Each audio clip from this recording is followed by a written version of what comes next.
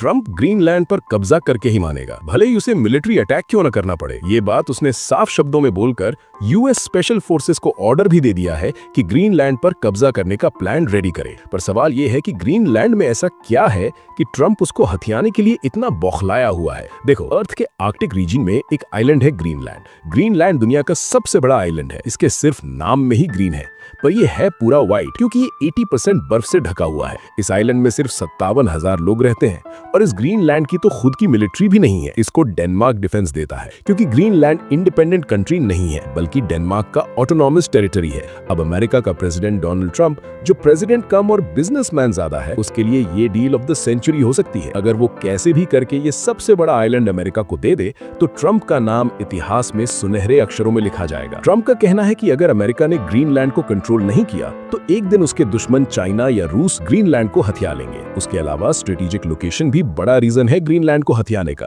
क्योंकि रूस की तरफ से आने वाली किसी भी मिसाइल को ट्रैक करने के लिए ग्रीनलैंड सबसे बेस्ट जगह है। प्लस ग्रीनलैंड की बर्फ के नीचे बहुत सारे रेयर अर्थ मिनरल्स छुपे हुए हैं, जैसे नियोडिमियम, डिस्प्रोसियम एटसेट्रा। ये मिनरल्स आजकल की टेक्नोलॉजी जैसे phone, EV batteries, fighter jets, missiles बनाने के लिए बहुत जरूरी है। ट्रंप ने जब बोला कि ग्रीनलैंड लेने के लिए अगर मुझे मिलिट्री अटैक करना पड़े तो मैं वो भी करूंगा, तो ये बात थोड़ी सी अजीब थी क्योंकि ग्रीनलैंड की अपनी कोई मिलिट्री नहीं है। डिफेंस रिस्पॉन्सिबिलिटी डेनमार्क की है और डेनमार्क एक नाटो एलाय है, यानी टेक्निकली अमेरिका का ओन मिलिट्री अलायंस पार्टनर। तो ट्रंप की मिलिट्री फोर्स वाली स्टेटमेंट इसलिए इतनी शॉकिंग है क्योंकि वो एसेंशियली अपने ही एलाय पर अटैक करने की बात कर रहा है।